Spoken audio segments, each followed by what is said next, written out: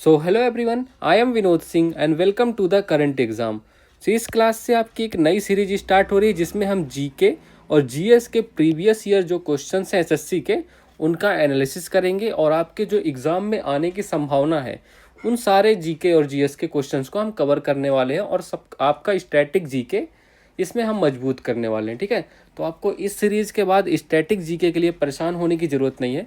तो हम एसएससी का पैटर्न देखेंगे, उसी के अकॉर्डिंग हम जीके और जीएस अपना कवर करेंगे। ठीक है, तो चलिए शुरू करते हैं। आज हम पहली क्लास कर रहे हैं, तो चलिए लाइक कर देना क्लास और स्टार्ट करते हैं हम। ठीक है, नंबर 1, 1867 में मुंबई में प्रार्थना समाज की स्थापना किसने की थी? तो देखो, आपको इस प्रार्थना समाज का आपने नाम सुना ही होगा। ठीक है, प्रार्थना समाज, इसकी स्थापना किसने की थी, ये आपका क्वेश्चन है। ठीक है, तो ये आपको पता करना है, तो बताना है इसकी स्थापना हुई कब थी। तो 31 मार्च को हुई थी। 31 मार्च, और डेट क्या है, 1867।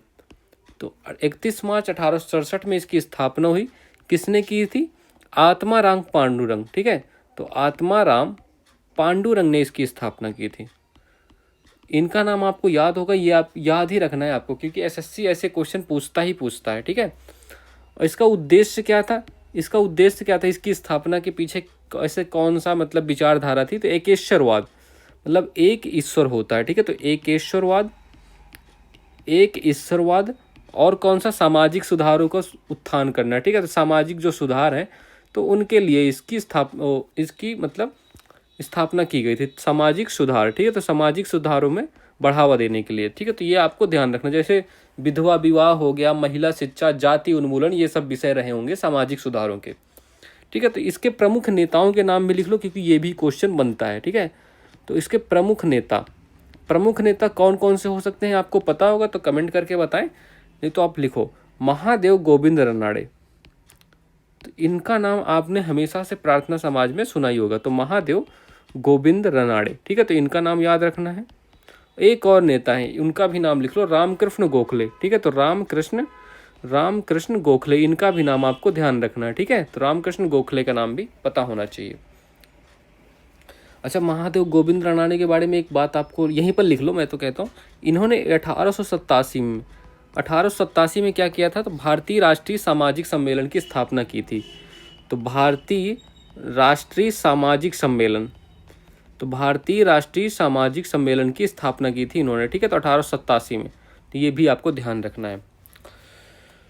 चलो, तो महाराष्ट्र में पुनर्जागरण का प्रतीक किसे का मानते हैं? तो प्रार्थना समाज को महाराष्ट्र का पुनर्जागरण इसी के काल में माना जाता है। ठीक है, तो महाराष्ट्र में पुनर्जागरण, ये भी आपको ध्यान रखना है। ओके, तो महाराष्ट्र के पुनर्जागरण में महत्वपूर्ण भूमिका निभाने का श्रेय मिलता है, किसको जाता है? प्रार्थना समाज को। तो ये भी आपको ध्यान रखना है। तो अच्छा, इसी समाज से एक पत्रिका भी प्रकाशित हुई है, तो सुबोध पत्रिका। तो सुबोध नाम की पत्रिका यहीं से प्रकाशित होती, तो इसका भी नाम आपको ध्यान रखना है। ठीक है, सुबोध पत्रिका, तो ये भी, इसका भी प्रकाशन यहीं से हुआ। तो ये कुछ बातें आपको प्रार्थना समाज के बारे में ध्यान रखनी है। ठीक है, तो बिल्कुल भी कुछ भूलने लायक इसमें नहीं है। तो ऑप्शन नंबर कौन सा करेक्ट आंसर है, बताओ भाई इसका फिर? Atmaram Pandurang, option number D correct answer हो गया। ठीक है, चलो, तो इतनी बातें आपको यहाँ पता चल गई। अब देखो, राजा राम मोहन राय, इनके बारे में भी कर लेते हैं। ठीक है, तो राजा राम मोहन राय कौन थे? आप इनका नाम बहुत अच्छे से जानते होंगे। इनकी कुछ पत्रिकाएं हैं, इनके कुछ स्थापनाएं हैं, सब कुछ करेंगे हम। ठीक है, इनको राजा की उपाधि किसने दी, तो आप बता सकते हो, वैसे आपको कुछ पता है इनके बारे में, कोई अच्छा फैक्ट है? ठीक है, इनकी एक तो फेमस पत्रिका है संवाद कौमुदी, ये आपको पता होगा। संवाद कौमुदी लिखो, संवाद कौमुदी एक साप्ताहिक पत्रिका थी। संवाद कौमुदी साप्ताहिक पत्रिका है, जो कौन सी भाषा में थी? बांग्ला भाषा में थी। भाषा का नाम भी याद रखना, क्योंकि कई बार पूछा जाता है ये क्वेश्चन। ठीक है, तो बांग्ला भाषा में थी एक संवाद कौमुदी, और एक ब्रह्म निकल पत्रिका भी इन्हीं की है ना? तो ब्रह्म निकल पत्रिका, तो ये भी इन्हीं की है, राजा राम मोहन राय की। ठीक है, अच्छा, इन्हें सुभाष चंद्र बोस ने इनको क्या, किस नाम से सम्मानित किया? युगदूत। इन्हें युगदूत कहने वाला कौन था? तो सुभाष चंद्र बोस जी ने इन्हें युगदूत कहा। और राजा की उपाधि किसने दी थी? राजा की उपाधि देने वाला कौन था? तो राजा की उपाधि ने अकबर द्वितीय ने दिया था। ठीक है, अकबर द्वितीय ने इन्हें राजा की उपाधि दी, तो ये भी आपको ध्यान रखना है। इन्हीं को हम पुनर्जागरण के पिता के नाम से जानते हैं ना, पुनर्जागरण का। तो पुनर्जागरण के पिता कौन है? राजा राम मोहन राय, पुनर्जागरण के पिता के रूप में हम इन्हें देखते हैं। ठीक है, ये भी आपको ध्यान रखना है। तो इन्होंने एक आत्मीय सभा की स्थापना की थी, आत्मीय सभा। इसकी स्थापना कब की गई थी? तो आत्मीय सभा की स्थापना कब हुई थी? तो 1814-15 में याद रखना। ठीक है, तो 1814 या 15, अगर 15 ऑप्शन हो तो 15 ही करना है आपको। और कहाँ हुई थी इसकी स्थापना? कलकत्ता में। तो कलकत्ता में इसकी स्थापना की गई थी, आत्मीय सभा की स्थापना राजा राम मोहन द्वारा। इन्होंने ब्रह्म समाज की, जो बहुत ही महत्वपूर्ण संस्था है ब्रह्म समाज, तो ब्रह्म समाज की भी स्थापना की थी। तो इसकी कब स्थापना हुई थी? तो 20 अगस्त 1828 को। ठीक है, तो 1828 को ये भी कलकत्ता में ही इसकी स्थापना हुई थी। तो ब्रह्म समाज आपको पता हो गया। तो भारतीय ब्रह्म समाज पता है आपको? भारतीय ब्रह्म समाज, एक भारतीय ब्रह्म समाज के नाम से भी आपको याद रखना है, भारतीय ब्रह्म समाज। इसकी स्थापना किसने की थी? तो भारतीय ब्रह्म समाज की स्थापना करने वाला था केशव चंद्र सेन। ठीक है, तो इनका नाम आपको ध्यान रखना, केशव चंद्र सेन। ठीक है, तो इनका नाम भी आपको पता होना चाहिए। कब की थी? 1866 में। तो ये भी आप यहीं पर नोट कर लेना। ठीक है। अच्छा, ये बताओ, दयानंद सरस्वती के बारे में भी लिखते हैं। इनके बचपन का नाम क्या था? एक तो मूल शंकर इनके बचपन का नाम था। ठीक है, तो मूल शंकर इनके बचपन का नाम था। इनके गुरु कौन थे? तो गुरु का नाम भी लिखो, गुरु थे इनके बिरजानंद। तो बिरजानंद इनके गुरु का नाम था। ठीक है, इन्होंने आर्य समाज की स्थापना की थी। किसकी स्थापना की थी? आर्य समाज की। और कब की थी ये स्थापना? आर्य समाज की स्थापना 1875 में मुंबई में इसकी स्थापना की थी। ठीक है, तो आर्य समाज की स्थापना मुंबई में ये हुई थी। तो इनका भी आपको ध्यान रखना है। अच्छा, इसका हेडक्वार्टर कहाँ था? आर्य समाज का हेडक्वार्टर, इसका हेडक्वार्टर पता है आपको? आर्य समाज का हेडक्वार्टर कहाँ बनाया गया था? इसको लाहौर में इसका हेडक्वार्टर बनाया गया था। ठीक है, इनका एक ग्रंथ है सत्यार्थ प्रकाश, उसका भी नाम आपको याद रखना। सत्यार्थ प्रकाश नामक इनका एक ग्रंथ है, सत्यार्थ प्रकाश। ये सबको आपको नोट्स बनाने हैं यार। ठीक है, नोट्स बना लो, रिवीजन के लिए काम आएगा। बिना रिवीजन के आप कुछ नहीं याद रख पाओगे। और इनका एक नारा था, वेदों की ओर चलो। वेदों की ओर चलो किसका नारा था? दयानंद सरस्वती का। ठीक है, तो वेदों की ओर चलो, तो ये भी आपको ध्यान रखना है। और 1882 में स्वदेशी का नारा दिया इन्होंने। ठीक है, तो 1882 में, ये भी लिख लो, 1882 में स्वदेशी का नारा देने वाले कौन थे? यही थे, दयानंद सरस्वती। ठीक है, स्वदेशी का नारा इन्होंने ही दिया। और इन्हें भारत का मार्टिन लूथर भी कहा जाता है। ठीक है, तो इनको और क्या नाम से जानते हैं? भारत का मार्टिन लूथर। ये कुछ बातें आपको दयानंद सरस्वती के बारे में ध्यान रखनी है। और कुछ और पता हो तो आप कमेंट करके बता सकते हो। तत्वबोधिनी सभा की स्थापना किसने की थी? तत्वबोधिनी सभा की स्थापना की थी देवेंद्रनाथ टैगोर ने। ठीक है, देवेंद्रनाथ टैगोर ने तत्वबोधिनी सभा की स्थापना की। कब की थी? 1839 में। इसकी भी स्थापना कहाँ की गई थी? कलकत्ता में। ठीक है, तो ये भी आपको पता होना चाहिए। चलो, क्वेश्चन नंबर 2 देखो। निम्नलिखित में से कौन सा लोक नृत्य गुजरात राज्य से संबंधित नहीं है? देखो, अब गुजरात के बारे में फोक डांसेस के बारे में बात हो रही है। फोक डांसेस मतलब लोक नृत्य। ठीक है, तो फिर देखो, इसका करेक्ट आंसर हो गया आपका विदेशिया। विदेशिया गुजरात से संबंधित नहीं है। विदेशिया का संबंध किससे ही कमेंट करके बताओ, तब तक हम लिखेंगे गुजरात के सारे फोक डांस। तो गुजरात राज्य से संबंधित सारे फोक डांसेस कौन कौन? एक तो विंचुदो हो गया। ठीक है, विंचुदो। ठीक है, तो ये भी लिख लो, विंचुदो। और दूसरा नवरात्रि हो गया यहीं का। ठीक है, गरबा हो गया, तो गरबा हो गया। डांडिया हो गया, डांडिया भी गुजरात से ही संबंधित है। ठीक है, तो डांडिया हो गया, गरबा हो गया। और कौन सा है? नवरात्रि हो गया। ठीक है, अच्छा, डांडिया में क्या होता है? डांडिया का आपको पता है? ये एक मॉक फाइट होती है बिटवीन दुर्गा एंड महिषासुर। महिषासुर और दुर्गा के बीच में एक मॉक फाइट, मतलब फाइट का हम लोग प्रदर्शन करते हैं इसमें। आप देख रहे होते हो, दो डंडियों से लड़ना होता है इसमें, तो उसी को प्रदर्शन करते हैं। ठीक है, मॉक फाइट होती है। कौन कौन सा? दुर्गा और महिषासुर के बीच में। तो ये भी आपको पूछा नहीं जाएगा, बट कभी भी पूछा सकता है। तो दुर्गा एंड महिषासुर, तो महिषासुर। ठीक है, तो ये भी आपको ध्यान रखना, बस हो गया, लिखना मत, लिखने की जरूरत नहीं है। तो भवई भी गुजरात का ही है ना? भवई लोक नृत्य गुजरात का है। और कौन सा हो गया? टिप्पानी भी गुजरात का है। ठीक है, टिप्पानी गुजरात का है। और कौन सा? पधार, टिप्पानी, पधार और हुडो। तो ये कुछ लोक नृत्य हैं जो गुजरात से संबंधित हैं। ये सब याद रखना है आपको। ठीक है, नवरात्रि भी गुजरात से ही संबंधित है। ठीक है, तो नवरात्रि भी गुजरात की ही है। अब चलो, विदेशिया कहाँ से रिलेटेड है? तो विदेशिया रिलेटेड है आपका बिहार से। तो विदेशिया का संबंध कहाँ से है? बिहार से है। तो बिहार के कुछ और लोक नृत्य लिख लो। एक जाट जाटिन हो गया, जाट जाटिन, ठीक है। तो जाट जाटिन हो गया। धोबिया हो गया, धोबिया भी कहाँ का है? बिहार का ही लोक नृत्य है। और कौन सा? झुमरी, झुमरी है ना, झुमरी आपने सुना होगा, झुमरी। तो झुमरी हो गया। झिझिया हो गया, झिझिया, ठीक है। झिझिया, झिझिया नाम से आप समझते होगे इसको, झिझिया। और कजरी हो गया, कजरी आप जानते हो, कजरी। तो इन सबको याद रखना है। कजरी हो गया, पैका हो गया, पाइका, पाइका भी कहाँ से? बिहार से ही संबंधित है, ठीक है। चलो, तो ये भी आपको, छऊ भी हो गया, छऊ, ये तो आपको भूल ही रहे हो, छऊ हो गया, कर्मा हो गया, ये सब बिहार के लोक नृत्य हैं। तो ये बिहार से ध्यान रखना है, ठीक है। तो विदेशिया के बारे में आप जानते होगे, ये एक प्रकार का नाटक है। तो विदेशिया एक प्रकार का नाटक है जो विरोधाभासी विषयों पर किया जाता है। विरोधाभासी विषयों पर, इसका विषय भी याद रखना, विरोधाभासी विषयों पर, ठीक है। तो विरोधाभासी विषयों पर इसका प्रदर्शन किया जाता है इस नाटक का। जैसे अमीर गरीब, शहरी ग्रामीण, ये सब ऐसे कुछ विरोधाभासी काम किया जाता है, ठीक है। तो ये आप option number C correct answer है इसका। तो ये कुछ और लोक नृत्य है, इनको भी देख लो यार तुम लोग। देखो, छऊ हो गया, छऊ तो मैंने अभी कराया, जोरदार गतिविधियों के साथ मुखौटा नृत्य है जो पौराणिक कहानियां सुनाता है। पौराणिक कहानियों के मुखौटा नृत्य है। छऊ नृत्य ओडिशा, पश्चिम बंगाल, झारखंड में किया जाता है और 2010 में इसे यूनेस्को की अमूर्त विरासत वस्तुओं में सूची में शामिल किया गया था। छऊ को 2010 में शामिल किया गया। गरबा हमने किया, ये गुजरात का है, नवरात्र के समय आयोजित किया जाता है। स्वांग राजस्थान, हरियाणा, उत्तर प्रदेश और मध्य प्रदेश का मालवा क्षेत्र। कई बार होता है ना, जब आप स्वांग मतलब नाटक होता है तो बड़े लोग कहते हैं जब बच्चों को कि स्वांग न रचो, है ना, ऐसा कुछ। डांडिया रास, डांडिया रास समझते हो? ये दुर्गा और महिषासुर के बीच नकली लड़ाई का प्रतिनिधित्व, मैंने बताया ना, मॉक फाइट होती है दुर्गा और महिषासुर के बीच।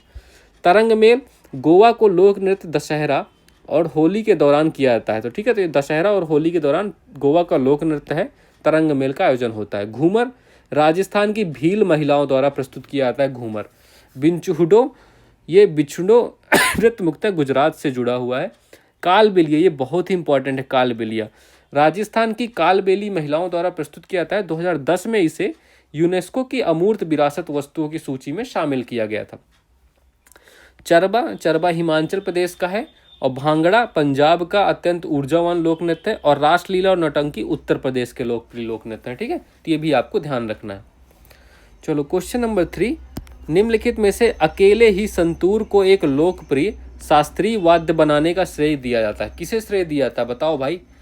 संतूर, देखो ये सारे जो प्लेयर लिखे हुए हैं ना, सबका संबंध संतूर से ही है।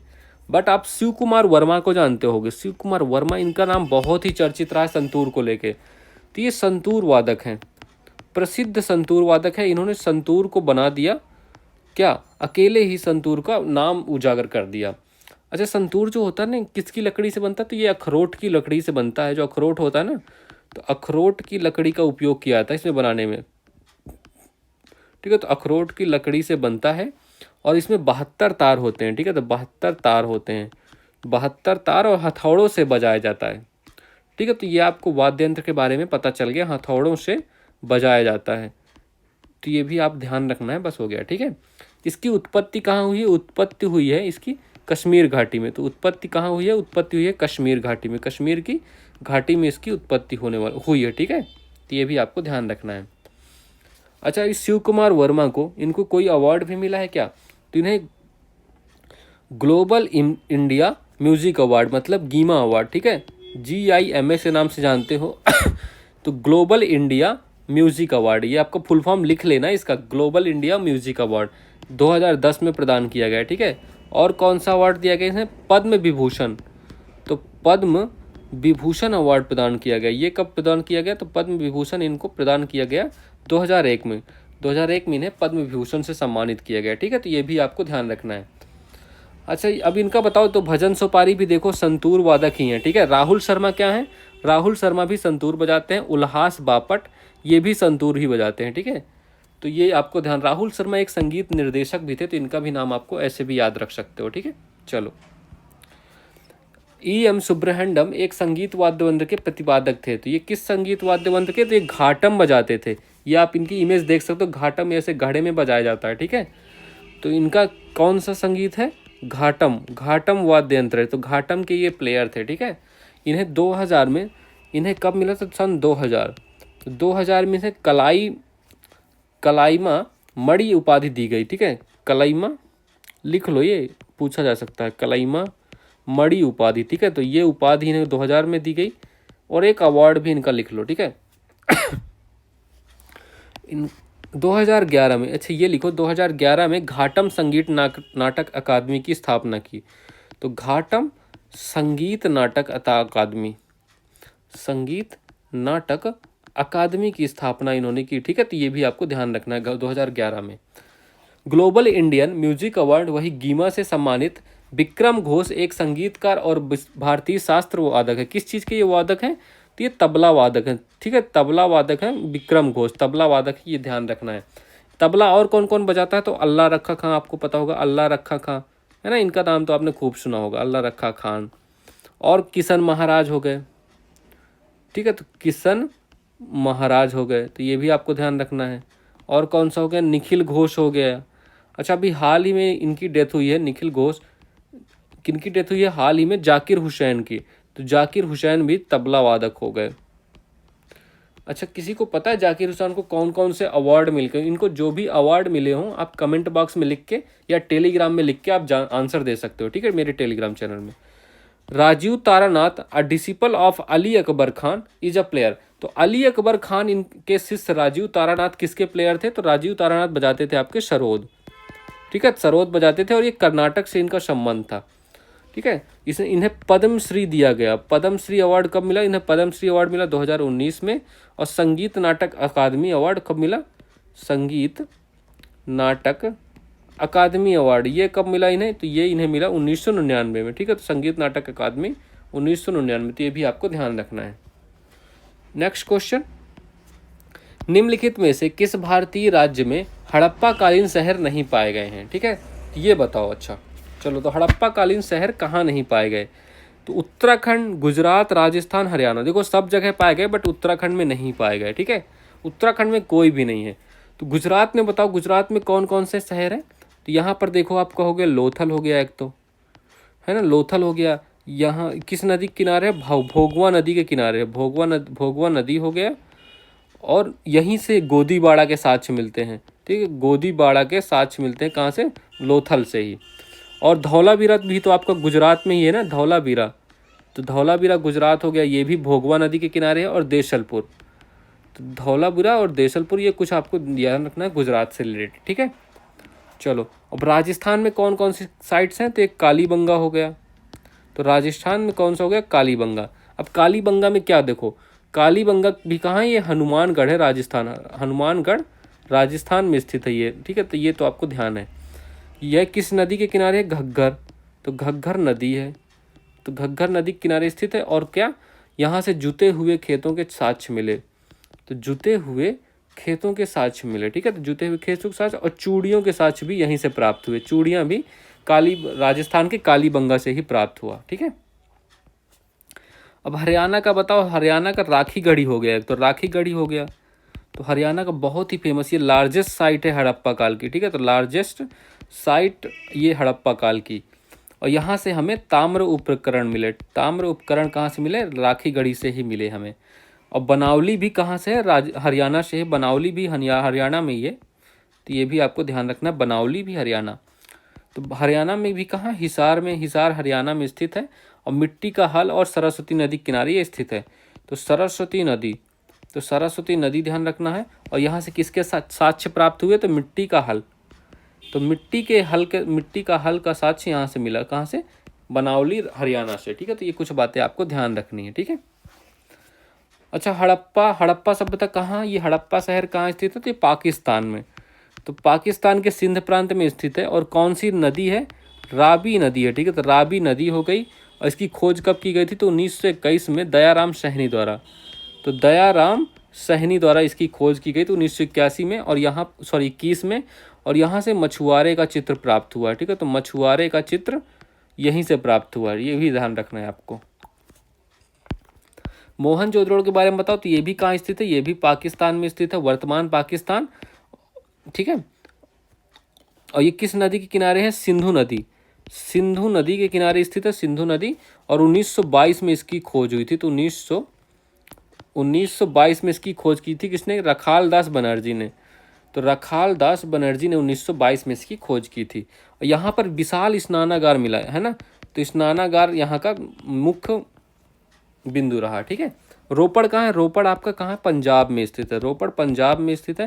कौन सी रिवर है? सतलज नदी के किनारे। ठीक, तो सतलज नदी के किनारे पंजाब में रोपड़ स्थित है, तो ये भी आपको ध्यान रखना। ठीक है, चलो, और इसके बारे में क्या बता सकते हो? यहाँ से हमें तांबे की कुल्हाड़ी मिले। तांबे की कुल्हाड़ी जो मिली है ना, यहीं से मिली है हमें। ठीक है, तो ये भी आपको ध्यान रखना, तांबे की कुल्हाड़ी के साक्ष्य यहाँ से मिले। ठीक है, और एक और साक्ष्य लिख लो यहाँ पर, आप एक और साक्ष्य लिखो। देखो ये लिख लो, यहाँ से मानव और कुत्ते को साथ में दफनाया गया। तो मानव प्लस कुत्ते को साथ में दफनाया गया, साथ में दफनाया गया, तो ये भी यहाँ, इसके साक्ष्य भी यहीं से मिले। आलमगीर, ये बहुत ही इंपॉर्टेंट है यूपी वालों के लिए पहले तो। ठीक है, तो ये मेरठ यूपी में स्थित है। मेरठ यूपी में स्थित है, और कौन सी रिवर है? हिंडन रिवर। तो हिंडन रिवर के किनारे ये स्थित है। ठीक है, अच्छा देखो, ये आप मैप देख रहे होगे, ये चित्र देख रहे होगे, तो इसमें क्या दिखा रहा है? इसमें दिखा रहा है हड़प्पा कालीन सभ्यता का विस्तार। तो सबसे नॉर्थ में कौन सा क्षेत्र है? चिनाब नदी के किनारे मांडा, जो कि जम्मू कश्मीर में स्थित है। ठीक है, तो मांडा ध्यान रखना है। सबसे ईस्ट में कौन सा है? आलमगीरपुर, जो अभी मेरठ जिले में है, उत्तर प्रदेश के, हिंडन नदी के किनारे। और सबसे वेस्ट में कौन सा? सुतकांग गेडोर, जो बलूचिस्तान में है, दास्क नदी के किनारे। ठीक है, और सबसे साउथ में कौन सा है? दैमाबाद, जो महाराष्ट्र में नर्मदा नदी के किनारे है। ठीक है, तो ये साइट भी आपको चारों याद रखनी है। ठीक है, मैं इसको साफ कर देता हूँ ताकि आपको अच्छे से दिखे। ठीक है, तो ये भी आपको ध्यान रखना है। चलो, क्वेश्चन 5, पांड्य साम्राज्य का उल्लेख सबसे पहले मेगस्थनीज ने किया था, जिन्होंने कहा था कि उनका राज्य मोतियों के लिए प्रसिद्ध था। तो उनकी राजधानी थी। तो पांड्य साम्राज्य की राजधानी बताना है आपको। देखो, पांड्य साम्राज्य से पहले हमें संगम एज के बारे में जानना होगा। तो संगम एज के बारे में हमें पहले जानना होगा। ठीक है, तो Sangam age, the history of South India, इसको हम कह सकते हैं द हिस्ट्री ऑफ, तो the history of South India. ठीक है, तो ये the history of South India की यही संगम एज के नाम से जाना जाता है। तो संगम लिटरेचर को हम किस नाम से जानते हैं? तो संगम के जो लिटरेचर या साहित्य होते थे, संगम लिटरेचर को हम किस नाम से जानते हैं? तो नोन एज तमिलकम। ठीक है, तो तमिलकम नाम से जाने जाते थे ये संगम, जो भी लिटरेचर होते हैं इनको तमिलकम नाम से भी जानते थे हम लोग। ठीक है, तो ये भी आपको ध्यान रखना है। और इसकी थीम क्या होती थी? जो भी संगम लिटरेचर होता है उनकी थीम क्या होती थी? उनकी थीम होती थी आपकी लव एंड वार, युद्ध, प्यार और युद्ध में सब जायज़ है, जंग, वही है ना, प्यार और जंग में सब जायज़ है। ठीक है, तो लव एंड वॉर इसकी थीम हुआ करती थी, जो साहित्य, ये संगम काल के साहित्य थे। ठीक है, तो इनका ये भी आपको ध्यान रखना है। तो 3 मेन किंगडम हुए और 3 मेन संगम भी हुए। तो तीनों संगम कहाँ हुए? तीनों संगम लिख लो पहले, कब कहाँ हुए। ठीक है, तीनों संगम लिख लेते हैं। तो पहला कहाँ हुआ? तो पहला संगम हुआ था ओल्ड मदुरई में। तो ओल्ड मदुरई में हुआ था यहाँ। ठीक है, और दूसरा संगम कहाँ हुआ था? दूसरा संगम कपाटपुरम। ठीक है, कपाटपुरम में हुआ था, ये भी आपको ध्यान रखना, कपाटपुरम। दूसरा संगम हुआ कपाटपुरम में। और तीसरा कहाँ हुआ? तीसरा हुआ न्यू मदुरई में। तो ये भी आपको बस पता ही रहेगा, ये अब तो आप इतना आसान है ये याद करना, ये तो पता ही रहेगा, है ना। चलो, अब देखो 3 मेन किंगडम हुए, तीनों मेन किंगडम यहाँ लिखते हैं। ठीक है, तो आपको पहले मार्क करना है, पहले यहाँ की कैपिटल में यहाँ लिख देता हूँ। ठीक है, कैपिटल आप देख लो, किसकी कैपिटल पूछा इन्होंने? पांड्य साम्राज्य की। ठीक है, तो पांड्य साम्राज्य की कैपिटल कौन सी है? Madurai. Option number C correct answer है। ठीक है, अब चलो यहाँ पर करते हैं इनको। तो तीनों मेन किंगडम है उनके बारे में। तो संगम एज के तीनों किंगडम। ठीक है, तो संगम एज में 3 किंगडम हुए। पहला कौन सा था? पहला हुआ चोल साम्राज्य। तो पहला हुआ चोल साम्राज्य। दूसरा कौन सा था? पांड्य साम्राज्य। दूसरा हुआ पांड्य साम्राज्य। और तीसरा चोल पांड्य चेरा, तीसरा हो गया चेरा साम्राज्य। ठीक है, तो इन तीनों के बारे में अब यहाँ थोड़ा थोड़ा जानकारी कर लेते हैं हम लोग। ठीक है, चोल साम्राज्य की राजधानी, पहले कैपिटल बताओ, इसकी कैपिटल बताओ। कैपिटल इसकी कावेरीपट्टनम। तो चोल साम्राज्य की राजधानी कावेरीपट्टनम हो गई। ठीक है, तो कावेरीपट्टनम हो गया चोल साम्राज्य की। और उरैयूर भी यहीं की 2 राजधानियां थी, उरैयूर और कावेरीपट्टनम। ठीक है, तो उरैयूर ये भी यहीं की राजधानी थी। तो कॉटन ट्रेड के लिए जानी जाती थी। ठीक है, तो कॉटन ट्रेड के लिए उरैयूर राजधानी जानी जाती थी, तो ये भी आपको ध्यान रखना है। और यहाँ का चिन्ह कौन था मतलब चिन्ह कौन था यहाँ, किस चिन्ह से, प्रतीक चिन्ह कौन था यहाँ का? टाइगर। टाइगर इसका प्रतीक चिन्ह था। ठीक है, तो ये आपको ध्यान रखना है चोल साम्राज्य के बारे में इतना। पांड्य साम्राज्य की कैपिटल क्या है, पहले तो कैपिटल लिखो पांड्य साम्राज्य की, तो कैपिटल हो गई मदुरई, तो मदुरई यहाँ की कैपिटल हो गई। और यहाँ का इम्बलम या चिन्ह कौन सा था, प्रतीक चिन्ह क्या था, प्रतीक चिन्ह था यहाँ का कार्प, जो एक प्रकार की मछली है, तो कार्प या फिश आप लिख लो, फिश लिख लेना, तो ये यहाँ का प्रतीक चिन्ह था। ठीक है, चेर साम्राज्य के बारे में बताओ, तो चेर साम्राज्य की कैपिटल हो गई वंजी, तो वंजी जो मालाबार तट में स्थित है, वंजी, अरे सही से लिखो इसको वंजी, तो वंजी इसकी कैपिटल है, जो कि अभी हाल में मालाबार तट में स्थित है। ठीक है, तो मालाबार। ठीक है, और यहाँ का इम्बलम क्या चिन्ह कौन सा था, चिन्ह प्रतीक चिन्ह कौन सा था, तो प्रतीक चिन्ह लिख लो बो एंड एरो, धनुष और बाण। ठीक है, तो बो एंड एरो यहाँ का प्रतीक चिन्ह हो गया। तो ये आपको कुछ बातें याद रखनी है तीनों संगम काल के किंगडम पर। ठीक है, चलो अच्छा, ये कुछ संगम के लिटरेचर है, इनके रचयिता के नाम और हम इनमें क्या बताया गया है वो भी आपको ध्यान रखना है।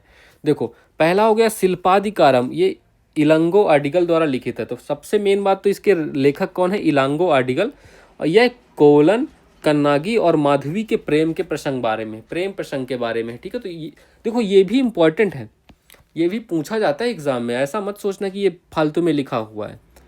मणि मेखलाई, इसके रचयिता कौन है, सितलाई सत्तानार, सितलाई सत्तानार। ठीक है, ये तो आपको इम्पोर्टेंट है, इस शिल्पाधिकारम आपको ध्यान ही रखना है। तो सितलाई सत्तानार द्वारा लिखित है और अगली पीढ़ी में शिल्पाधिकारम की कहानी को आगे बढ़ाता है। तो ये पॉइंट इंपॉर्टेंट है, शिल्पाधिकारम की जो कहानी है उसको आगे किसने बढ़ाया, तो मणि मेखलाई ने, जिसमें मणि मेखलाई माधवी और कोलन की बेटी है। ठीक है,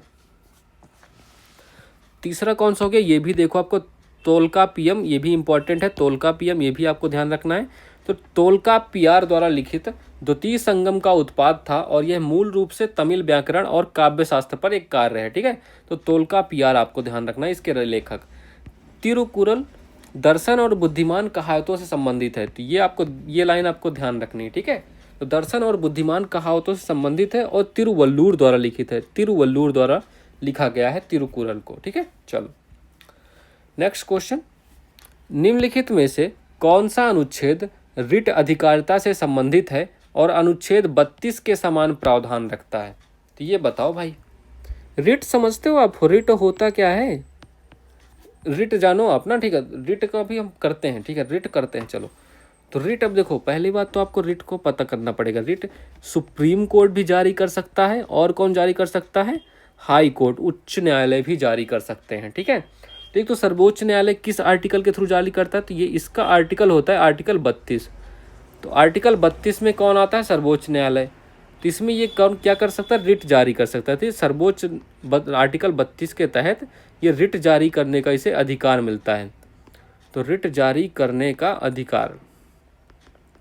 तो इसी प्रकार का एक और अधिकार क्या है, हाई कोर्ट को भी मिला है। तो आर्टिकल किस आर्टिकल के तहत मिला है इसको, तो आर्टिकल 226।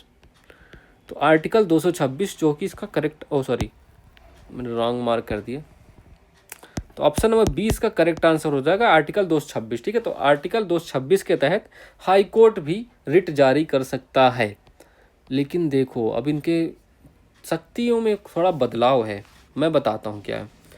सुप्रीम कोर्ट जो भी करता है ना, आर्टिकल 32 तो हम जानते हैं ये फंडामेंटल राइट के तहत आता है ना, तो सुप्रीम कोर्ट सिर्फ फंडामेंटल राइट के लिए ही रिट जारी, ओनली फॉर फंडामेंटल राइट, तो सिर्फ फंडामेंटल राइट के अधिकार के लिए ही रिट जारी कर सकता है। सुप्रीम कोर्ट का अधिकार यहाँ होता है सीमित। ठीक है, और ये देखो, क्योंकि ये फंडामेंटल राइट है तो ये मना नहीं कर सकता, मतलब कांट डिनाई, ये मना करने का इसको अधिकार ही नहीं है भैया। आप अगर रिट दायर कर रहे हो तो आप मना नहीं कर सकते हो, आपको करना ही पड़ेगा वो काम, है ना। लेकिन हाई कोर्ट क्या करता है, बहुत चालू चीज़ है हाई कोर्ट क्या करता है, फंडामेंटल राइट पे तो कर ही सकता है, फंडामेंटल राइट के लिए तो रिट जारी कर ही सकता है, प्लस अदर के लिए भी रिट जारी कर सकता है। तो इससे क्या निकला, मतलब इसकी पावर सुप्रीम कोर्ट से ज़्यादा है, हाई कोर्ट की पावर जो है ना वो सुप्रीम कोर्ट से ज़्यादा है इस मामले में, है ना।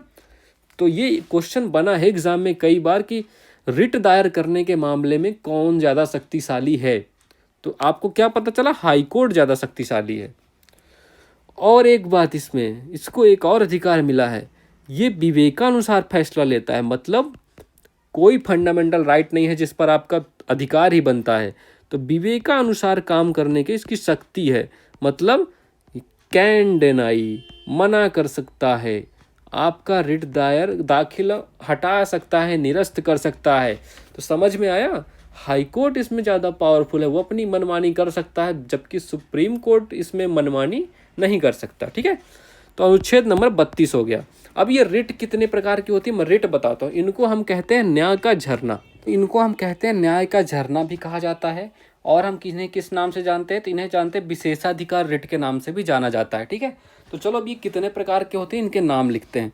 तो पहला रिट हो गया, पहली रिट का क्या नाम है, बंदी प्रत्यक्षीकरण। ठीक है, इसको क्या कहते हैं, बंदी प्रत्यक्षीकरण। इसमें क्या होता है, इसका मतलब क्या होता है, तो सब कुछ हम जानने वाले हैं। ठीक है, तो आपको पूरा समझ में आ जाएगा ये रिट होता क्या है, क्या बवाल चीज़ है। तो हिबियस कॉर्पस इसको नाम है, इंग्लिश भी लिख लो आप लोग, कई बार कंफ्यूज होते हो आप लोग। ठीक है, तो हिबियस कॉर्पस इसका नाम है। अब इसमें क्या होता है, इसका मतलब क्या होता है, इसका मतलब होता है शरीर को प्रस्तुत करना। इसका टोटल अर्थ क्या होता है, शरीर को प्रस्तुत करना। ठीक है, तो शरीर को प्रस्तुत करना, ये इसका अर्थ हो गया। अब इसका मतलब क्या हुआ भाई, कि मतलब यदि उस व्यक्ति के संबंध में न्यायालय द्वारा आदेश जारी किया जाता है जिसे दूसरे द्वारा हिरासत में रखा गया है, उसे न्यायालय के सामने प्रस्तुत किया जाए। इसका मतलब ये, अगर किसी ने किसी को हिरासत में रखा है तो उसको न्यायालय के सामने प्रस्तुत करो, उसका शरीर लेके आओ हमारे सामने। ठीक है, दूसरा क्या हो गया, दूसरा है आपका परमादेश। दूसरा हो गया परमादेश, इसका क्या है, इंग्लिश मैंडमस। ठीक है, तो मैंडमस, अब इसका क्या मतलब हो गया, हम आदेश देते हैं। इसका अर्थ हुआ हम आदेश देते हैं, तो हम आदेश देते हैं। अब इसमें क्या होता है, इसमें मतलब क्या होता है, सुप्रीम कोर्ट जो कोर्ट होता है, जो आपका मतलब यह एक नियंत्रण है, एक प्रकार का नियंत्रण शक्ति है जिसे न्यायालय द्वारा सार्वजनिक अधिकारियों को जारी किया जाता है। मतलब जो अधिकारी होते हैं उनके खिलाफ जारी किया जाता है कि वो हम आदेश देते हैं तुम ऐसा मत करो या करो। ठीक है, तीसरा कौन सा हो गया, तीसरा हो गया आपका प्रतिषेध। तो तीसरा हो गया आपका प्रतिषेध, इसका क्या मतलब होगा, मतलब प्रोहिबिशन, मना करना। इसका तो मतलब ही हो गया मना करना है ना, तो प्रोहिबिशन। अब इसका अर्थ क्या हो गया, मतलब रोकना। ठीक है ना, रोकना मतलब क्या हो गया, उच्च न्यायालय द्वारा, जो देखो किसी अधीनस्थ न्यायालय से उच्च न्यायालय जो भी बड़ा न्यायालय है वो अपने अधीनस्थ न्यायालय को मना कर सकता है कि अगर तुम अपने न्याय क्षेत्र के उच्च न्यायिक कार्यों को मत करो भाई। ठीक है, तो अपने न्याय क्षेत्र से जो भी तुम्हारा जो न्याय क्षेत्र में है ही नहीं काम, वो सब मत करो। चौथा कौन सा है, चौथा कौन सा हो गया, उत्प्रेषण। तो चौथा हो गया आपका उत्प्रेषण, मतलब क्या हो गया, प्रमाणित होना। तो प्रमाणित होना मतलब, इसको मतलब प्रमाणित होना मतलब इससे क्या समझते हो आप, प्रेषण मतलब क्या होता है, इसमें देखो एक क्या होता है, उच्च न्यायालय द्वारा अधीनस्थ न्यायालय को पत्र लिख के सूचना देना होता है या प्रमाणित करना होता है। ठीक है, पांचवा क्या हो गया, पांचवा हो गया आपका अधिकार परीक्षा।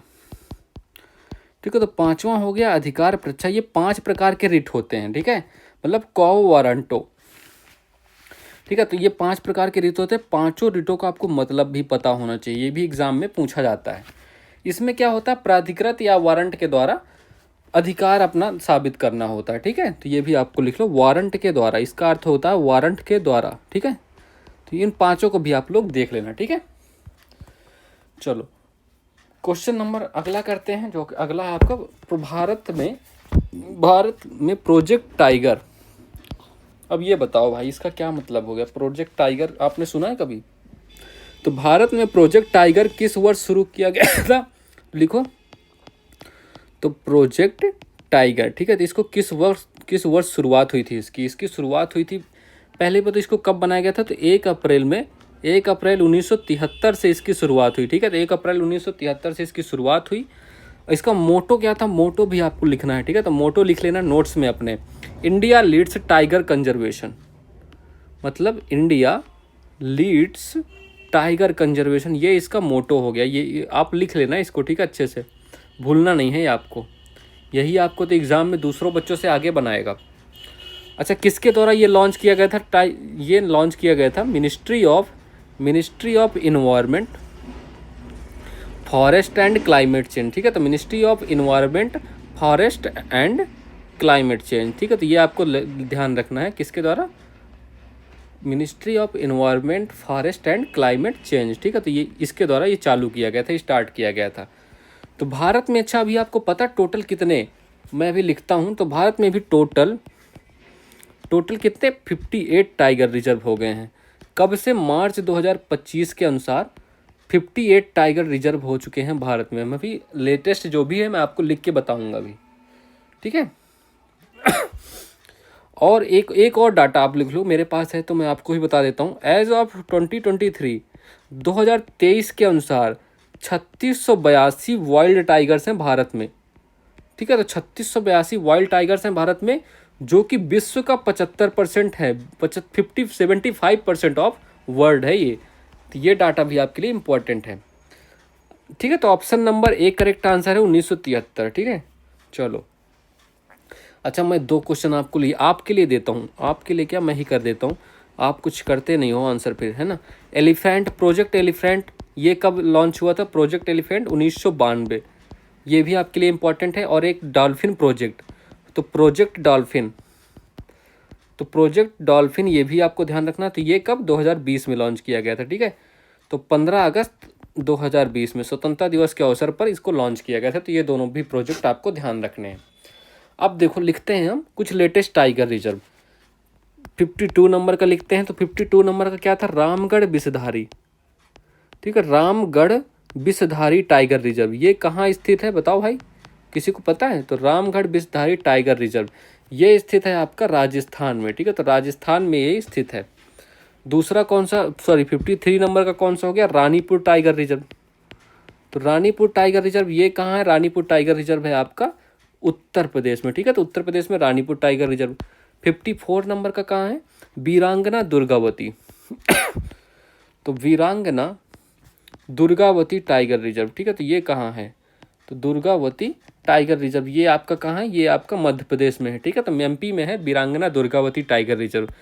55 नंबर का धौलपुर करौली, ठीक है। तो धौलपुर एंड करौली, ठीक है। तो ये कहाँ स्थित है? धौलपुर करौली टाइगर रिजर्व कहाँ स्थित है? तो ये स्थित है आपका राजस्थान में, ठीक है। तो ये राजस्थान में स्थित है। 56 नंबर का कहाँ है? कौन सा? गुरु घासीदास। तो गुरु घासीदास टाइगर रिजर्व है। तो गुरु घासीदास टाइगर रिजर्व है, जो कि कहाँ स्थित है? छत्तीसगढ़ में, ठीक है। और 57 नंबर का ये रातापानी टाइगर रिजर्व। तो ये देखो सारे लेटेस्ट मैंने करा दिए। रातापानी टाइगर रिजर्व है, ये कहाँ स्थित है? मध्य प्रदेश में। और सबसे लेटेस्ट नंबर कौन सा है? 58 नंबर माधव टाइगर रिजर्व। ये तो अभी मैंने करंट अफेयर्स की क्लास में भी कराया था आपको, है ना। तो माधव टाइगर रिजर्व ये कहाँ स्थित है? तो ये मध्य प्रदेश में ये भी स्थित है। तो ये आपको लेटेस्ट है, इनके सबको याद रखना है कौन कहाँ स्थित है, ठीक है। चलो क्वेश्चन नंबर 8 करते हैं। तो इसके बारे में क्या सीन है भाई? तो निम्नलिखित में से कौन सी भारत में राष्ट्रपति पद के लिए एक शर्त नहीं है? देखो प्रेसिडेंट के बारे में बताना है यार, है ना। तो प्रेसिडेंट भाई साहब, इनके बारे में आपको सब कुछ जानना है, ठीक है। मैं भी आपको कराऊंगा पूरा प्रेसिडेंट के बारे में। चलो, तो वह किसी भी लाभ के पद पर नहीं होगा, बिल्कुल सत्य बात है, ये तो है। वह संसद की किसी भी सदन का सदस्य नहीं होगा, ये भी सही बात है। वह किराए के भुगतान के बिना अपने आधिकारिक निवास का उपयोग करने का हकदार नहीं होगा, बिल्कुल गलत बात है, ठीक है। तो यही आंसर होगा, क्योंकि उसको किराया देने की ज़रूरत नहीं पड़ती। उनके कार्यकाल के दौरान भत्तों में कमी नहीं की जाएगी, तो ये भी सत्य बात है, ठीक है। चलो अब करते हैं, ठीक है। अच्छा ये बताओ, प्रेसिडेंट का जो इलेक्शन होता है, अगली वाली साइड पे ही करते हैं, ठीक है। तो सबसे पहले करते हैं इलेक्शन। तो प्रेसिडेंट का इलेक्शन का क्या सीन होता है, कौन कौन भाग लेता है इलेक्शन में? कौन कौन भाग लेता है प्रेसिडेंट के इलेक्शन में? तो कौन कौन पार्टिसिपेट करता है? तो लोकसभा प्लस राज्यसभा प्लस विधानसभा, लोकसभा राज्यसभा विधानसभा के सारे निर्वाचित सदस्य। तो जो भी निर्वाचित सदस्य होते हैं वो भाग ले सकते हैं। तो मनोनीत और जो मनोनीत वगैरह नहीं भाग ले सकते, ठीक है। मनोनीत सदस्य भाग नहीं ले सकते। और क्या होता है, और कौन भाग ले सकता है? तो एक तो दिल्ली प्लस पुडुचेरी, दिल्ली और पुडुचेरी, यहाँ के जो लोग विधानसभा सदस्य हैं, ठीक है। तो यहाँ के विधानसभा के जो निर्वाचित सदस्य हैं वो भी भाग ले सकते हैं इसमें। तो ये क्वेश्चन पूछा जाता है कई बार कि कौन सी 2 यूटी हैं या कौन सी यूटी के सदस्य प्रेसिडेंट इलेक्शन में भाग लेते हैं। तो ये आपको ध्यान रखना है, ये पांचों, ठीक है। चलो, और शर्तें कौन कौन सी होती हैं यार इसके लिए? तो एक तो भारत का नागरिक, सिटीजन ऑफ इंडिया होना चाहिए, भारत का नागरिक होना चाहिए। मैं भी आपको आर्टिकल कराऊंगा प्रेसिडेंट से रिलेटेड सारे। और उसकी उम्र कितनी होनी चाहिए? 35 साल की उम्र होनी चाहिए। और लोकसभा सदस्य बनने का योग्य होना चाहिए। तो लोकसभा सदस्य बनने योग्य होना चाहिए, ठीक है। तो ये भी आपको पता होना चाहिए, ठीक है। चलो, और इनको क्या है, संसद द्वारा भत्ते प्राप्त होते हैं। संसद जो भी निर्धारित करती है, तो संसद द्वारा निर्धारित भत्ते वेतन प्राप्त होता है, ठीक है। तो ये भी आपको ध्यान रखना है, ये इंपॉर्टेंट पॉइंट है, ठीक है। तो ये कुछ बातें आपको अच्छा, एक बात और इलेक्शन से, ठीक है। जब इलेक्शन ये लोग नॉमिनेशन कराते हैं, तो इनके नॉमिनेशन के टाइम पर 50 प्रस्तावक होने चाहिए। मतलब 50 लोगों का प्रस्ताव होना चाहिए और 50 अनुमोदक होने चाहिए, ठीक है। ये जरूरी है, तभी आपका नॉमिनेशन फाइल होगा। ऐसे ही नहीं कि राष्ट्रपति का इलेक्शन लड़ने चले गए। और इनको क्या करना होता है, आरबीआई में 15,000 रुपए का भुगतान करना होता है। जब जमानत होती है तो ये एज अ सिक्योरिटी जमा करना होता है, ठीक है। और अगर आपको ये इलेक्शन में मैडम 1/6 वोट नहीं पाती, 1/6 वोट नहीं पाती, तो ये जमानत इनकी जब्त होती है, ये पैसा इनको रिटर्न नहीं होता फिर, ठीक है। इसी को कहते हैं जमानत जब्त होना, ठीक है। तो ये बात आपको ध्यान रखनी है। तो ये प्रेसिडेंट के बारे में आपको सब कुछ हो गया। अब कुछ ये आर्टिकल है प्रेसिडेंट से रिलेटेड, उनको भी कर लो। अनुच्छेद 52, भारत में राष्ट्रपति का पद का प्रावधान। 53 में क्या है, संघ की कार्यपालिका शक्ति राष्ट्रपति में निहित। 54 में राष्ट्रपति का चुनाव निर्वाचक मंडल द्वारा होगा। 55 राष्ट्रपति के चुनाव की रीति। 56 राष्ट्रपति का कार्यकाल। 57 जो कि बहुत इंपॉर्टेंट है, राष्ट्रपति के पद के लिए योग्यता। 58 राष्ट्रपति पद के लिए 57 में क्या है, राष्ट्रपति का पुनर्निर्वाचन है ना। ये तुम लोग चेक कर लेना एक बार, बट यही सही है, पुनर्निर्वाचन है 57 में। 58 में राष्ट्रपति पद के लिए योग्यताएं। 59 में राष्ट्रपति के पद के लिए शर्तें। और 60 में क्या है, शपथ है, प्रतिज्ञान है। 61 में महाभियोग है, राष्ट्रपति पर महाभियोग। 65 में क्या है, राष्ट्रपति के पद की रिक्ति को भरने के लिए चुनाव कराने का समय। 65 उपराष्ट्रपति द्वारा राष्ट्रपति के रूप में कार्य करना या उसके कार्यों का निर्वहन करना। 71 में क्या है, राष्ट्रपति या उपराष्ट्रपति के चुनाव से संबंधित विवादों को निपटारा। 72 राष्ट्रपति की क्षमादान शक्ति, इंपॉर्टेंट है ये भी 72 नंबर। 74 में क्या है, राष्ट्रपति को सलाह एवं सहायता प्रदान करने के लिए मंत्रिपरिषद का गठन। 78 में राष्ट्रपति आदि को सूचना प्रस्तुत करने के संबंध में प्रधानमंत्री के कर्तव्य, ठीक है। 85 में क्या है, संसदों, परिवेदनाओं और विघटन के सत्र। 111 में क्या है, संसदों द्वारा पारित विधेयकों का आश्वासन। 112 केंद्रीय बजट, जिसमें राष्ट्रपति की अनुमति जरूरी होती है। 123 में राष्ट्रपति के अध्यादेशों की घोषणा करने की शक्ति।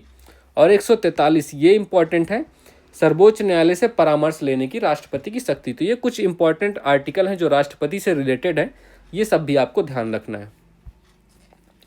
क्वेश्चन नंबर 9, निम्नलिखित में से किसने नील दर्पण नाटक लिखा, ठीक है। नील दर्पण नाटक, भाई बताओ भाई। नील दर्पण आपने सुना होगा, इसको नाम है ना, काफी बार सुना होगा, आप जीएस पढ़ रहे हो तो। तो नील दर्पण, ये पहली बात तो एक बंगाली नाटक है, ठीक है। तो ये बंगाली नाटक है। कब लिखा गया इसको, तो 1860 में प्रकाशित हुआ है। तो 1860 में प्रकाशित हुआ। देखो, इसको लिखने वाला, प्रकाशन करने वाला, ट्रांसलेशन करने वाला सब अलग थे, तो ठीक है। तो प्रकाशित हुआ है। पहली मेनली किसका है, तो 1858-59, ठीक है। तो 1858-59 में इसको लिखा गया था। किसने लिखा था, दीनबंधु मित्र ने, ठीक है। तो दीनबंधु मित्र, जो इसका करेक्ट आंसर यही होगा। तो Dinabandhu Mitra, option number D correct answer है। बट इसका ट्रांसलेशन किसने किया था, देखो ट्रांसलेशन किसने किया था, ट्रांसलेटेड, तो ट्रांसलेटेड बाय लिखो माइकल मधुसूदन, तो इन्होंने ट्रांसलेशन किया था। तो माइकल मधुसूदन ने इनका ट्रांसलेशन किया था, ठीक है। अच्छा, और इसको पब्लिश किसने किया था, पब्लिश्ड बाय, तो पब्लिश करने वाला कौन है, पब्लिश करने वाले कौन है, पब्लिश करने वाले थे रेबेंद्र जेम्स लॉन्ग, ठीक है। ये लिख लो, लिख लो पूरा, रेबेंद्र जेम्स लॉन्ग, जेम्स लॉन्ग, बस ध्यान रखना आप लोग, ठीक है। तो ये इनको पब्लिश करने वाले, तो ये भी आपको पता होना चाहिए, ठीक है। अब ये किस लिए लिखा गया था, इसको दीनबंधु मित्र ने किस लिए लिखा था। देखो, नील विद्रोह आपने सुना होगा, है ना, नील विद्रोह। नील की खेती का जो विद्रोह हुआ था, नील विद्रोह या इंडिगो विद्रोह के नाम से जानते हो आप, इंडिगो रेवोल्यूशन। तो इंडिगो विद्रोह ये आपने सुना होगा, ये कब हुआ था? तो ये भी हुआ था 1858-59 में, फेब्रुवरी मार्च तो ये लिखो मेनली कब हुआ, तो फेब्रुवरी मार्च 1859 में। तो इसका तब हुआ था नील किसानों द्वारा। तो नील किसानों की दुर्दशा इसमें दिखाई गई, जो भी दिखाया गया है तो नील किसानों के बारे में है, नील की खेती जो करते थे, तो नील किसानों की दुर्दशा के बारे में इसमें उल्लेख है। तो देखो क्या होता था ना, किसानों द्वारा ब्रिटिश बागवानों के खिलाफ एक विद्रोह किया गया था, क्योंकि 17 देखो बिहार में बंगाल में कब एक चालू हुई थी ये प्रथा, तो बंगाल में लिख लो, सन लिखो 1777। तो 1777 में बंगाल में नील की खेती स्टार्ट हुई, बंगाल में नील खेती स्टार्ट हुई। अब क्या हुआ, नील जो नीला रंग होता है यूरोप के लोगों को काफ़ी पसंद आने लगा, तो बहुत ज़्यादा मांग हो गई यूरोप में, ठीक है। तो ये जो अंग्रेज लोग थे ना, भारत में किसानों पर दबाव डालते थे कि आप नील की खेती करो, नील उगाओ, हम ले जाएंगे फिर बढ़िया, ऐसा काम होने लगा, ठीक है। तो इस वजह से फिर इन्होंने विद्रोह किया, नील विद्रोह हुआ। तो उसी पर आधारित ये नील दर्पण है, जिसके राइटर हैं हमारे दीनबंधु मित्र इनकी और कौन कौन से मेन रचनाएं हैं, और इन्होंने एक बिया पगला बुढ़ो, इनकी लैंग्वेज तो आप समझ नहीं पाओगे, बट देख लो, बिया पगला बुढ़ो कभी ऐसे पूछे नहीं जाते, वैसे मेन तो नील ही है। तो ये भी आप, इन्होंने 1866 में इन्होंने इसको भी लिखा। लीलावती भी एक इनकी रचना है, ठीक है। तो लीलावती जो कि 1867 में इनकी रचना है एक, ठीक है। चलो बाकी ठीक है। पोड़ा महोत्सव ये एक थोड़ा इंपॉर्टेंट है, पोड़ा महेश्वर, तो ये भी इन्हीं की रचना है, तो ये भी आपको ध्यान रखना है, ठीक है। चलो अब ये देखो, कुछ पत्रिकाएं हैं, कुछ रचनाएं हैं, इनके बारे में भी लिख लेते हैं। हरिजन किसकी पत्रिका है, तो हरिजन 1932 में लिखी गई, और ये किसकी है, मोहनदास करमचंद गांधी, MK गांधी जी की, ठीक है। तो ये भी आपको ध्यान रखना है। द इंडियन स्ट्रगल किसकी है, तो द इंडियन स्ट्रगल 1935 में लिखी गई थी, ये किसकी है, SC सुभाष चंद्र बोस जी की है, ठीक है। तो सुभाष चंद्र बोस जी की है। राष्ट्रगोप्तार, ये आपको इंपॉर्टेंट है, 1851 में लिखी गई, किसने, दादा भाई नेहरू जी ने। तो दादा भाई नेहरू जी ने इसको लिखी थी, और ये इंग्लिश और गुजराती में लिखी गई, इंग्लिश एंड गुजराती 2 लैंग्वेज में हुई, ठीक है। इंडिया डिवाइडेड किसकी रचना है, तो इंडिया डिवाइडेड राजेंद्र प्रसाद जी की। तो राजेंद्र प्रसाद जी की है इंडिया डिवाइडेड, ठीक है। ये कब लिखी गई थी, तो 1946 में। गुलामगिरी किसकी है, अच्छा गुलामगिरी बताओ, तो गुलामगिरी ज्योतिराव फुले, ज्योतिराव फुले, ठीक है। तो ज्योतिराव फुले जी की है। तो इसका टाइम पीरियड क्या है, 1879 में, ठीक है। गुलामगिरी उदंत मार्टन, अच्छा इसके बारे में जानते होगे आप, 1826 में ये आया, ये एक प्रकार का साप्ताहिक था, ठीक है। तो इसको किसने लिखा था, जुगल किशोर शुक्ला। ये क्वेश्चन आया था, SSC ने पूछा था, जुगल किशोर शुक्ला, तो जुगल किशोर शुक्ला जी का है। और ये वीकली था, पहला हिंदी था जो वीकली में आया था, पहला हिंदी न्यूज़पेपर हिंदी में था, और वीकली था, ठीक है। तो वीकली भी था, ये भी साप्ताहिक पत्रिका थी कहाँ प्रकाशित हुई थी, कोलकाता में। तो कोलकाता में ये प्रकाशन हुआ, साप्ताहिक हिंदी न्यूज़पेपर, ठीक है। ये पहला हिंदी है, ठीक है, ये भी आपको ध्यान रखना है। क्वेश्चन नंबर 10, लठमार होली मुख्य रूप से किस राज्य में खेली जाती है, तो देखो ये होली का, ये उत्तर प्रदेश, आप इसको मार्क करो पहले, ठीक है। उत्तर प्रदेश में लठमार होली खेली जाती है, तो कौन सी होगी, लठमार। तो लठमार होली, अब मैंने इमेज भी लगा दी है, मैंने कहा आप देख लो अच्छे से कैसे लठमार होती है इसमें। तो होली के कुछ दिन पहले, ये जीवंत होली उत्सव है, जीवंत होली उत्सव के नाम से भी जाना जाता है। ये होली के कुछ दिन पहले होता है, तो होली के कुछ दिन पहले, ठीक है, जो मेन होली होती है आपकी, तो होली के कुछ दिन पहले इसका आयोजन होता है, ठीक है। तो कुछ दिन पहले, ठीक है, तो ये आपको ध्यान रखना है। ये मेनली कहाँ खेली जाती है, तो यूपी में खेली जाती है, यूपी का पता है आपको। तो यूपी में बरसाना और नंदगांव, मेनली बरसाना एंड नंदगांव, ठीक है। तो ये 2 जगह, अब 2 जगह ही क्यों, मैं आपको बताता हूँ, इसके पीछे एक कहानी है। तो यहाँ की जो महिलाएं होती हैं, तो बरसाना की महिलाएं और नंदगांव के पुरुष, ठीक है, नंदगांव के पुरुष, तो बरसाना के महिलाएं नंदगांव के पुरुषों को लाठियों से दौड़ाती हैं, लाठी मार मार के ऐसे मजाक में राधा और कृष्ण को प्रदर्शित करती है, ठीक है। ये देखो, महिलाएं लाठी लेके पुरुषों पर आक्रमण कर रही हैं, मतलब होली के त्यौहार में ऐसा कुछ खेल खेल में होता है, ऐसे जानबूझ के नहीं मारते, सीरियस होके, ठीक है। कि आपको किसी से बन नहीं रही, आज तो इसको बजा दूंगी मैं, ठीक है, ऐसे नहीं करना। चलो यूपी के कुछ और प्रमुख त्यौहार, कैलाश मेला, एक फेमस कैलाश मेला है ये, ठीक है, तो कैलाश मेला, कैलाश फेयर के नाम से जानते हैं इसको, कैलाश फेयर हो गया। और कुंभ मेला अभी आपने सुना ही होगा, कुंभ है ना, तो कुंभ मेला भी हो गया, यहीं का यूपी का ही है। और द्रुपद मेला भी यूपी का ही है, ठीक है, द्रुपद मेला, ये क्वेश्चन तो आया भी था एग्जाम में एक बार। द्रुपद मेला हो गया। गंगा दशहरा भी यूपी का है, गंगा दशहरा है ना, गंगा दशहरा हो गया। नवरात्रि हो गई, नवरात्रि हो गई, अभी नवरात्रि का त्यौहार आने वाला है। और फिर खिचड़ी हो गई, तो खिचड़ी हो गई। ये कुछ त्यौहार हैं, ये भी उत्तर प्रदेश से रिलेटेड हैं, ठीक है, तो इनको भी आपको ध्यान रखना है। अच्छा, तो ये कुछ और त्यौहार हैं। केरल से कौन कौन से प्रमुख त्यौहार हैं, ओनम हो गया, निशा गांधी फेस्टिवल हो गया, और बैसाखास्थमी फेस्टिवल हो गया। राजस्थान के कौन से हैं, बूंदी उत्सव, desert festival, Gangaur festival, Matsya festival, Braj festival. Maharashtra के कौन से हैं, कालिदास फेस्टिवल, चीकू उत्सव और दिवाली। Tamil Nadu Pongal, Thaipusam, Jallikattu and Natyanjali festival. पंजाब का बैसाखी हो गया। वेस्ट बंगाल को फेमस दुर्गा पूजा हो गया। जम्मू एंड कश्मीर का हर नवमी, छरी, बहु मेला एंड दोमस्चे। झारखंड के फेमस करम उत्सव, होली, रोहिणी एंड तुशु, ठीक है, तुशु झारखंड का है। कर्नाटक मैसूर दशहरा एंड उगादी, कर्नाटक के प्रमुख त्यौहार उगादी, मैसूर दशहरा। असम अम्बुबाची का मेला, भोगली बिहू, बैसागु एंड देहिंग पटगई। देहिंग पटगई भी कहाँ का है, असम का। बिहार छठ पूजा और बिहुला।